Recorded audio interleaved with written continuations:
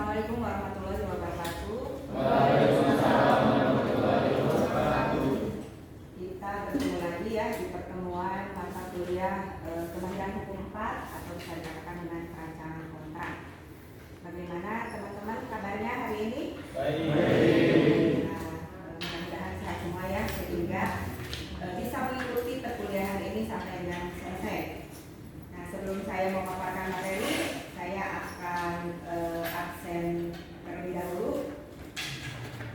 Ini kelas A ya. LT, Deva, Gita, Krisna, Meti, Selvi, Neon, Sheila, Puja, Algi, Aceh, Dilastri, Erlina, Rahma, Iklima, David, Regita, Nadira, Putri. Kita bertemu lagi di dalam mata kuliah Kemahiran Hukum 4 perancangan kontrak ya. Minggu kemarin kita sudah membahas mengenai pendahuluan kontrak ya. Jadi sekarang kita akan membahas mengenai hukum kontrak. Nah, hukum kontrak itu merupakan bagian yang sangat penting di dalam hukum perdata, mengalami perkembangan untuk mempunyai kepastian hukum, baik itu dalam bidang ekonomi maupun stabilitas nasional. Kegiatannya baik itu yang dilaksanakan oleh orang perorangan ataupun badan ya, baik itu badan usaha swasta ataupun badan usaha pemerintah. Nah, lalu di sini dijelaskan juga bahwa hukum kontrak itu sendiri mengatur tata cara hal-hal yang harus dipatuhi dan penegakan kontrak itu sendiri. Nah, di sini saya mengambil pendapat para ahli. Yang pertama dari R. Subekti, yaitu perjanjian suatu peristiwa di mana seseorang berjanji kepada orang lain atau di mana dua orang itu saling berjanji untuk melakukan suatu hal. Nah, sedangkan berdasarkan pasal 13 KUH Perdata, ya, perjanjian itu merupakan suatu perbuatan dengan mana satu orang atau lebih mengikatkan dirinya terhadap satu orang atau lebih. Nah, dari pengertian ini kita dapat simpulkan bahwa ada unsur-unsur di dalam hukum kontrak. Nah, unsur-unsurnya seperti apa? Yang pertama, adanya kaidah hukum. Kaidah hukumnya apa saja? Kaidah hukumnya dibagi dua ya, ada yang tertulis dan tidak tertulis. Kalau kaidah yang tertulis yang seperti apa? Berarti yang tercantum di dalam peraturan perundang-undangan ya, atau traktat dan jurisprudensi. Kalau yang tidak tertulis biasanya itu yang timbul, tumbuh atau hidup di dalam masyarakat. Biasanya ini mengandung konsep hukum adat. Lalu yang kedua adanya subjek hukum. Nah, subjek hukumnya siapa? Kreditur dan debitur. Nah, ini sebagai pendukung dalam pelaksanaan hak dan kewajiban. Subjek hukum kreditur sebagai apa? Orang yang berpiutang. Nah, kalau debitur orang yang berutang. Lalu yang ketiga adanya prestasi. Nah, prestasi itu isi dari perjanjian. Prestasi itu ada 3. Ada yang masih ingat? Berbuat sesuatu, tidak berbuat sesuatu, memberikan sesuatu. Lalu yang keempat, adanya kesepakatan. Nah, ini terdapat di dalam pasal 13-20 KUH Perdata. Salah satunya adalah kesepakatan. Lalu yang terakhir adanya hak dan kewajiban atau biasa disebut dengan akibat hukum. Ini hak dan kewajiban. Jadi hak itu adalah sesuatu yang harus diterima oleh si kreditur, sedangkan kalau kewajiban yang harus ditunaikan oleh si debitur. Istilah perancangan kontrak ini berasal dari bahasa Inggris ya. Kontrak drafting, rancangan itu adalah merupakan proses ya, cara atau perbuatan merancang. Jadi mungkin teman-teman di sini bisa membayangkan seperti desainer merancang busana. Sama dengan hukum kontrak juga, ketika kita akan melakukan perjanjian ya, atau melakukan perjanjian dengan pihak lain, nah itu si perjanjiannya atau kontraknya harus dirancang terlebih dahulu. Nah, merancang kontrak di sini yang pertama merencanakan atau merancang struktur kontrak. Lalu setelah struktur kontrak, yang dirancang lagi adalah anatomi kontraknya. Lalu setelah anatomi, substansi kontrak. Struktur kontrak itu yang seperti apa? Susunan si kontrak yang akan dibuat kita rancang dulu. Ya, kita konsep terlebih dahulu dengan pihak yang akan melakukan kontrak dengan kita. Lalu anatomi kontrak. Anatomi adalah bagian dari susunan yang dari struktur kontrak. Nah, setelah bagiannya dirancang, maka langsung ke substansi kontrak. Substansi itu apa? Isi dari kontrak yang akan dituangkan oleh para pihak ya, oleh kita dengan pihak yang akan melakukan kontrak dengan kita. Lalu di sini ada fungsi kontrak. Fungsi kontrak itu ada dua. Yang pertama fungsi ekonomi dan yang kedua fungsi hukum. Kalau fungsi ekonomi, ada yang masih ingat? Fungsi ekonomi adalah menjadikan barang yang tidak bernilai menjadi bernilai. Contohnya jual beli. Nah, jual beli di sini berarti kan barang yang tadinya tidak ada nilainya, ketika kita melakukan perbuatan hukum jual beli, maka barang tersebut menjadi ada nilainya. Lalu fungsi hukum. Fungsi hukum bahwa kontrak itu merupakan alat bukti yang sempurna atau mempunyai kekuatan hukum. Untuk selanjutnya, objek perancangan kontrak ini yang sudah tadi disinggung. Yang pertama adalah memberikan sesuatu, yang kedua berbuat sesuatu, yang ketiga tidak berbuat sesuatu. Ada yang masih ingat bisa memberikan contohnya? Yang memberikan sesuatu berarti perjanjiannya yang seperti apa? Berarti ada barang dan harga yang disepakati ya.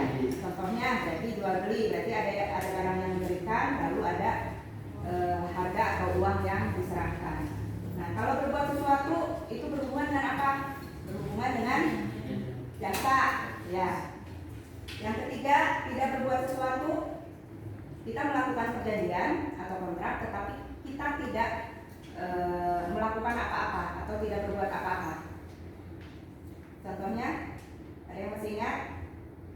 Misal tetangga ya sama-sama tidak akan membuat pagar pembatas. Nah, itu saya sudah mencontohkan itu. Nah, berarti itu perjanjiannya atau kontraknya tidak berbuat sesuatu. Subjeknya tadi sudah disinggung. Subjek dalam perancangan kontrak itu orang ya, orang perorangan. Lalu yang kedua badan hukum, baik itu publik maupun privat ya, pemerintah ataupun swasta. Lalu kita menginjak mengenai syarat sahnya kontrak. Ada yang masih ingat? Pasal 1320 KUH Perdata. 1. Sepakat. 2. Sepakat. 3. Suatu hal tertentu dulu ya. Yang keempat, kalau saya salah. Masih ingat? Sepakat berarti apa? Adanya persesuaian kehendak ya dari masing-masing pihak. Nah, persesuaian kehendak itu berarti masing-masing pihak mengungkapkan apa yang akan dituangkan di dalam kontrak ataupun di dalam perjanjian. Kalau cakap, yang cakap itu yang seperti apa? Yang cakap itu yang bisa melakukan perbuatan hukum. Nah, cakap di dalam dalam KUH Perdata usianya minimal 21 tahun. Nah, ada aturan terbaru ya Undang-Undang Perkawinan bahwa usia dewasa itu baik laki-laki maupun perempuan di usia minimal 19 tahun. Suatu hal tertentu ada yang masih ingat? Adanya perjanjian. Kalau kausa yang halal berarti barangnya tersebut tidak bertentangan dengan atau prestasinya ya, tidak bertentangan dengan peraturan perundang-undangan, kesusilaan dan ketertiban umum. Lalu unsur-unsur kontrak. Nah, ini ada 3 unsur esensialia, unsur naturalia dan unsur aksidentalia. Nah, kalau unsur esensialia ini tidak akan berlakunya suatu kontrak kalau tidak ditentukan unsur esensialia dari para pihak. Nah, berarti contohnya apa? Harus ada barang dan harga yang disepakati. Jadi kalau misal barangnya ada tapi harganya tidak disepakati, ini tidak ada unsur esensialianya di dalam suatu kontrak. Kalau kalau naturalia di sini meskipun tidak diatur di dalam perjanjian atau undang-undang, tidak perjanjian ya, tetapi undang-undang sudah mengaturnya. Ya, misalkan apa? Contohnya. Jadi kalau misal di dalam suatu kontraknya tidak dicantumkan mengenai cacat tersembunyi. Jadi siapa yang akan menanggung akibat kalau ternyata jual beli pas sudah dibelinya ternyata ada cacat ya yang tersembunyi. Nah, berarti itu yang menanggungnya sesuai KUH Perdata adalah si debitur atau kreditur. Kreditur. Lalu yang ketiga unsur aksidentalia. Nah, tanda tangan kedua belah pihak. Lalu apa lagi? Ini unsur yang akan diatur selanjutnya oleh kedua belah pihak. Misal contohnya tidak diatur di dalam kontrak, di dalam peraturan perundang-undangan ya, di dalam kontraknya mengenai misal sewa menyewa bayarnya harus tepat waktu di tanggal 10. Nah, kalau lewat dari tanggal 10 berarti biar tidak merugikan kedua belah pihak harus ada apa? Nah, unsur aksidentalia ini berarti para pihak musyawarah kembali. Bagaimana caranya? Berarti bisa si kreditur menginginkan kalau lewat dari tanggal 10 harus ada denda atau harus ada bunga besarnya berapa yang tidak memberatkan kedua belah pihak. Nah, ini yang disebut dengan unsur aksidentalia. Lalu yang terakhir ada akta ya. Akta itu dibagi 2, akta di bawah tangan dan akta otentik. Ada yang bisa menjelaskan perbedaannya? Kalau akta di bawah tangan yang seperti apa? Yang dititik dari tanda tangan itu sudah dibuat oleh pejabat. Nah, kalau akta di bawah tangan itu adalah akta yang hanya ditandatangani oleh para pihak, ya, bukan yang ditandatangani oleh pejabat yang berwenang. Kalau akta otentik? Otentik yang dibuat oleh pejabat yang berwenang. Kalau akta otentik berarti aktanya dibuat oleh pejabat yang berwenang ya. Nah, lalu ada tata urutan kekuatan pembuktian akta. Yang pertama, akta yang dibuat di bawah tangan. Nah, ini diketahui 2 orang saksi dan dilegalisasi oleh notaris. Lalu yang kedua, akta yang dibuat di bawah tangan diketahui 2 orang saksi dan diwarmeken atau warmaking ya, di notaris. Yang ketiga, akta yang dibuat di bawah tangan diketahui 2 orang saksi.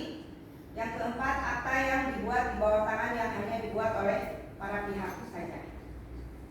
Sampai sini bisa dipahami? Bisa. Sampai sini ada yang mau ditanyakan? Ada Bu, izin bertanya. Boleh.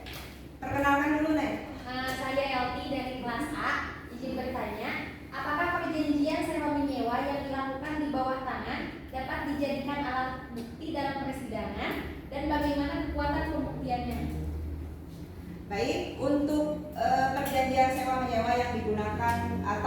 menggunakan akta di bawah tangan yang hanya dibuat oleh para pihak, nah itu bisa merupakan alat bukti yang sah di pengadilan ketika pihak yang lainnya atau tidak ada yang menyangkal dari akta yang sudah ditandatangani tersebut. Kalau misal disangkal, berarti harus ada alat bukti yang lain yang bisa memenuhi sempurnanya dari perjanjian sewa menyewa di bawah tangan tersebut.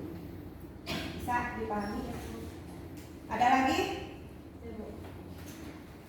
Nama saya Najwa dari kelas A. Izin bertanya, bagaimana konsekuensi akta di bawah tangan yang dibukukan di notaris? Untuk akta di bawah tangan yang dibukukan di notaris, nah ini perlu diketahui ya, bahwa akta di bawah tangan itu ada dua yang bisa bukan dibukukan ya. Jadi yang satu dibukukan, yang kedua disahkan. Nah kalau dibukukan itu namanya warmaking, berarti yang ditanyakan adalah warmaking. Yang satu lagi adalah legalisasi. Bedanya apa? Kalau warmaking itu notaris tidak mengetahui isi dari perjanjian atau akta di bawah tangan tersebut ya, hanya mencatatkan nama penghadap dan tanggal akta di bawah tangan tersebut didaftarkan di buku notaris. Kalau legalisasi, nah itu berarti yang disahkan oleh notaris adalah akta di bawah tangan yang membuat aktanya itu para pihaknya di hadapan notaris. Nah itu yang dinamakan disahkan oleh notaris. Kalau warmaking tadi hanya dibukukan, jadi hanya dicatat di buku warmaking. Ada lagi? Baik, untuk materi kali ini dapat disimpulkan ya bahwa akta di bawah tangan dan akta otentik itu perbedaannya apa tadi? Bahwa kalau akta di bawah tangan itu hanya ditandatangani atau dibuat oleh para pihak saja. Kalau akta otentik itu adalah akta yang dibuat oleh pejabat yang berwenang. Ada lagi yang mau ditanyakan? Kalau tidak ada, pertemuan kali ini dicukupkan sekian. Terima kasih atas perhatiannya.